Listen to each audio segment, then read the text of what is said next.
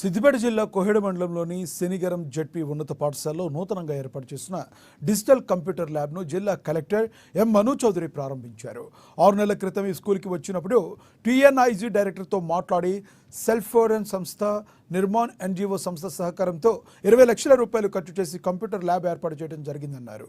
పాఠశాలలో ఏర్పాటు చేసిన ఈ కంప్యూటర్ ల్యాబ్ ద్వారా విద్యార్థులు అధికంగా లబ్ధి పొందేలా బోధన జరగాలని ఉపాధ్యాయులకు సూచించారు.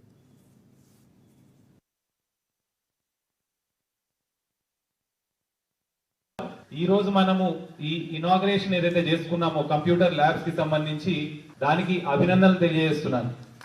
సుమారు ఒక 6 నెలల క్రితం ఈ ప్రాజెక్ట్ టేకప్ చేద్దాము అని అనుకున్నప్పుడు ఫస్ట్ మీకు పోయినసారి నేను ఒకసారి స్కూల్కి వచ్చాను. వచ్చిన ఎగ్జాక్ట్ అదే రోజు ఇక్కడే బండి ఇక్కడ ఆగి ఉంది. కనీసం ఒక 10 నిమిషాల పాటు అర్చన సురేష్ గారితో ఆ రోజే ఫోన్లో మాట్లాడుతూ ఉన్నా.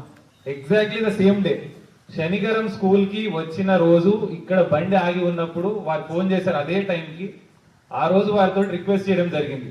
ఈ స్కూల్లో ఉన్నాము, ఇక్కడ ఏమన్నా ఇంప్రూవ్మెంట్ చేయడానికి మీరు హెల్ప్ చేస్తారా?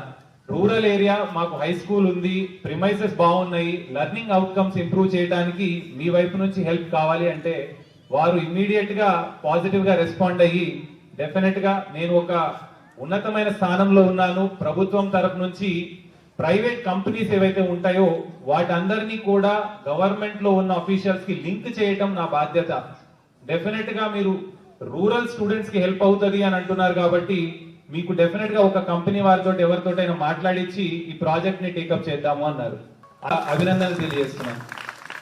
ఆ రోజు మాట్లాడిన తర్వాత ఇమ్మీడియట్ గా ఒక ప్రెజెంటేషన్ మీరు గనక ఈ స్కూల్ కి సంబంధించి కానీ మనం ఏం చెయ్యాలి అని అనుకుంటాం ప్రాజెక్ట్ సంబంధించి మీరు చెప్పగలిగితే ఆ ప్రైవేట్ కంపెనీ వాళ్ళు కూడా చాలా ఇంట్రెస్ట్ చూపించి ఆసక్తి చూపించి వచ్చి ఎస్టాబ్లిష్ చేయడానికి ఆస్కారం ఉందన్నారు.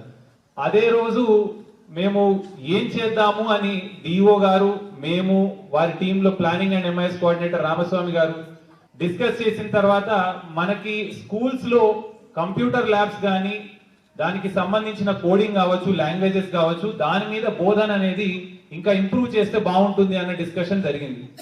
సబ్సిక్వెంట్ గా సేల్స్ ఫోర్స్ హెడ్ కిరణ్మయ్ గారు ఇక్కడ కూర్చొని ఉన్నారు.